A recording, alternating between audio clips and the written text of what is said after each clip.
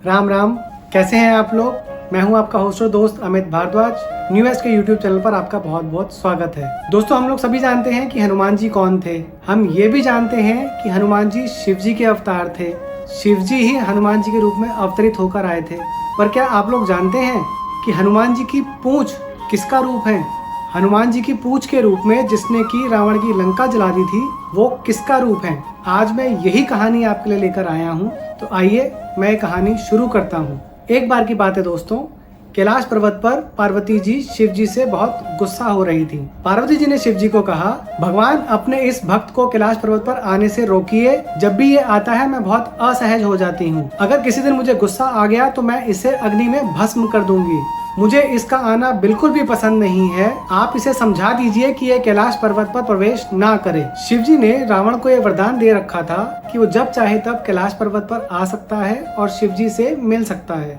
अब शिव जी जानते थे कि उनकी वचन की मर्यादा रखने के लिए ही पार्वती जी रावण को कुछ नहीं कहती हैं। वो उनकी वचन की मर्यादा में बंधी हुई हैं, इसीलिए रावण आज तक सुरक्षित है। शिव जी चुपचाप उठकर बाहर जाते हैं।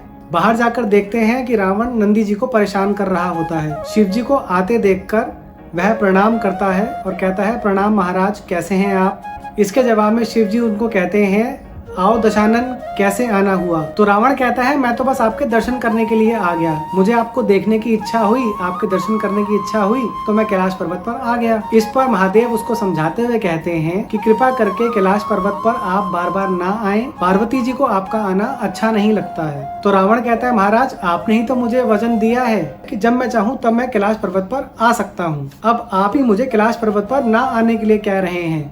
ये तो आप अपना वचन तोड़ने की बात कर रहे हैं। क्या आप अपना ये वरदान वापस ले रहे हैं। तो भोले बाबा ने कहा कि नहीं, ऐसी कोई बात नहीं है। अच्छा चलो, मैं तुम्हें एक और वरदान देता हूँ।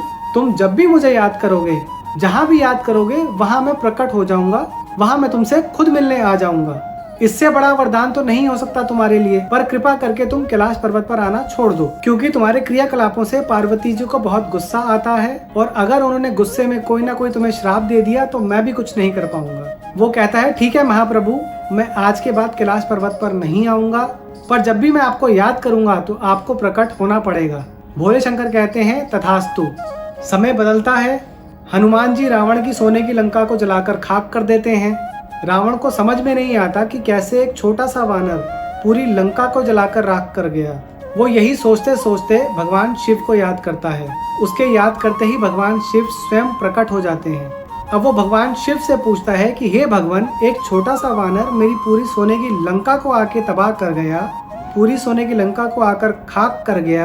कृपया मुझे उस वानर के बारे में बताइए। और प्रभु एक और बात, उसकी पूंछ तो उससे भी ज्यादा शक्तिशाली थी। उसकी पूंछ में मैंने आग लगाई और उस आग ने ही मेरी पूरी लंका को जला दिया। उसकी पूंछ का क्या रहस्य है, वो भी आप मुझे बताइए। भगवान शंकर मुस्कुराते हैं और मुस्कुराते हुए जवाब देते हैं, हे दशानन, वो वानर मैं ही हूँ। वो वानर मेरा ही अवतार है। विष्णु जी ने जब ये निश्चय किया कि वो पृथ्वी पर आकर अवतार लेंगे और माता लक्ष्मी के साथ अवतरित होंगे, तब मैंने सोचा मैं भी किसी अवतार में आऊं और उनकी लीलाओं का साक्षी बनूं। जब मैंने अपना निश्चय पार्वती जी को बताया तो वह भी हट करने लगी कि मैं भी आपके साथ पृथ्वी लोक पर चलूंगी। लेकिन मुझे ये समझ नहीं आ रहा था कि मैं उन्हें किस रूप में उन्हें इस लीला का भागीदार बनाऊं। तब सभी देवताओं ने मिलकर मुझे यह मार्ग बताया कि आप वानर रूप में पृथ्वी लोक पर जाइए और पार्वती देवी को अपने पूंछ के रूप में अपने साथ रखिए। इस तरह आप दोनों हमेशा साथ रहेंगे। उसी के अनुरूप मैंने वानर के रूप में हनुमान का रूप लिया और मेरी पूंछ के रूप में पार्वती जी हमेशा मेरे साथ रहती हैं। तुम्हें याद होगा कि कैलाश पर्वत पर जब भी तुम आते थे मैं तुम्हें कहता था कि पार्वती जी को तुम्हारा आना अच्छा नहीं लगता। उसी के दंड स्वरूप उन्होंने तुम्हारी ये लंका का दहन किया है। अब सुनो रावण, तुम्हारे उद्धार का समय आ गया है। तुम्हारा श्री राम से युद्ध होगा, परंतु तुम सबसे अंत में प्रस्तुत होना। सबसे पहले तुम अपने परिवार को उनके समक्ष रखना ताकि तुम्हारे पूरे परिवार को भी मोक्ष की प्राप्ति हो सके। उसके बाद सबसे अंत में तुम उनके सामने युद्ध करने जाना। रावण को सारी परिस्थिति का ज्ञान होता है और वो उसी के अनुरूप युद्ध की तैयारी करता है।